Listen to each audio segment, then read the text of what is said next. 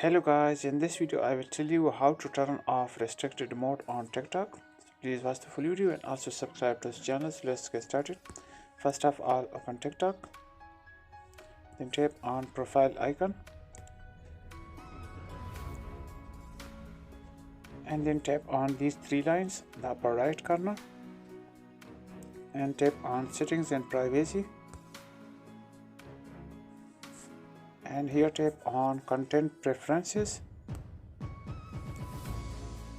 and here you will see restricted mode option. Tap on this and here turn off. Here enter your passcode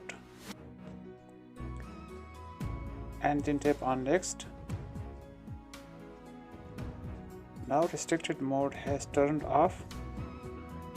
So hope this will help. Thanks.